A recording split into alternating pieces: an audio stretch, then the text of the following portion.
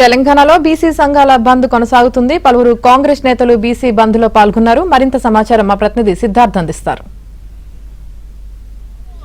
బీసీలకు 42% రిజర్వేషన్లను కల్పించాలని డిమాండ్ చేస్తూ అఖిలపక్షం ఆధ్వర్యంలో ఈ రోజు తెలంగాణ రాష్ట్ర వ్యాప్తంగా బంద్ నిర్వహిస్తున్నారు. ప్రస్తుతం అంబర్పేటలో ఉన్నాం. అంబర్పేటలో పిసిసి చీఫ్ మహేష్ కుమార్ గౌడ్ కాసేపటి క్రితమే బంద్ లో పాల్గొనడానికి వచ్చారు. సరే, ఏంటి ఎట్లా కొనసాగుతుంది బంద్? బంద్ చాలా సక్సెస్ఫుల్ గా నడుస్తా ఉంది. ఇది న్యాయమైన కోరిక, ప్రజలు కూడా ఇది న్యాయమైన కోరిక కాబట్టి మనస్ఫూర్తిగా బంద్ పాటిస్తా ఉన్నారు. షాప్స్, దుకాణాలన్నీ మూసించినారు. ఆర్టీసీ బస్సులు ఎక్కడ కూడా బయటకు వెళ్ళలేదు. యావత్ రాష్ట్రంలో మా మంత్రులంతా కూడా బంద్లో పాల్గొంటా ఉన్నారు. ఒకరిద్దరు మంత్రులు అవుట్ ఆఫ్ స్టేషన్ ఉండడం వల్ల మిగతా మంత్రులంతా కూడా బంద్లో పాల్గొంటా ఉన్నారు. మా డీసీ అధ్యక్షులు కోఆర్డినేట్ చేస్తా ఉన్నారు. ఎమ్మెల్యేలు, ఎంపీలు, ఎమ్మెల్యేస్ అందరూ బంద్లో పాల్గొంటా ఉన్నారు. ఇప్పటికైనా బీసీల బాధను అర్థం చేసుకుంటుందని అనుకుంటున్నారా? ఈ బంద్ పరిపూర్ణంగా సక్సెస్ అయిన తర్వాత మోడీ గారికి కనువిప్పు కావాలి. ఈ రాష్ట్రంలో న్యాయమైన కోరిక బీసీలు అడుగుతా ఉన్నారు.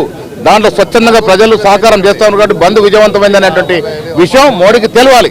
ఈ విషయాన్ని కాంగ్రెస్ హామీ ఇచ్చి బీసీలను మరోసారి మోసం చేస్తుంది అనేది పదే చెప్తా ఉన్నారు. వాళ్ళకి ఏం చెప్తారు? చిత్తశుద్ధి ఉంటే కాని విషయం అనే మాట లేదు, వాళ్ళు తెలుసుకోవాలి.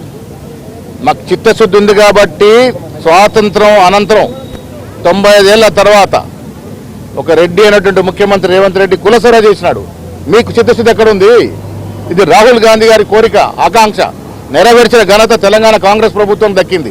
95 ఏళ్ల తర్వాత కుల సర్వే చేశాం. ఈ దేశ చరిత్రలో కుల సర్వే చేశాం. 3 చట్టాలు తెచ్చాం, ఆర్డినెన్స్ తెచ్చాం, జీవోలు ఇచ్చాం. మా ప్రయత్నంలో లోపం లేదు. మీ ఆటంకాలే దీనికి అడ్డుగా మారుతా ఉన్నాయి. కేంద్రంలో బీజేపీ ప్రభుత్వం వద్దకు వెళ్ళి మోడీ గారికి వెళ్ళి మీరు ఎందుకు మాట్లాడలే, బీజేపీ ఎంపీలు ఎందుకు మాట్లాడలే? వారికి చిత్తశుద్ధి ఎక్కడుంది? బైక్ ర్యాలీలో పాల్గొంటున్నారు. అసలు ఏంటి బంద్? అందరూ మద్దతు ఇస్తున్నారు. ఎవరిపైన ఎవరు బంద్ చేస్తున్నారు? బీజేపీ వాళ్ళు బంద్కు సహకరిస్తలేరు. వాళ్ళు బంద్లో పార్టిసిపేట్ చేయాలని మేము కూడా కోరుకుంటలేము. వాళ్ళు అమిత్ షా గారితో, నరేంద్ర మోడీ గారితో చెప్పించి గవర్నర్ తోటి ఆమోద ముద్ర వేయించాలి. ఎందుకంటే అసెంబ్లీలో పాస్ అయిన బిల్లుని ఎందుకు ఇన్ని రోజుల నుంచి కాలయాపన చేస్తుందని చెప్పి నేను బీజేపీ వాళ్ళని డైరెక్ట్ అడుగుతున్నా.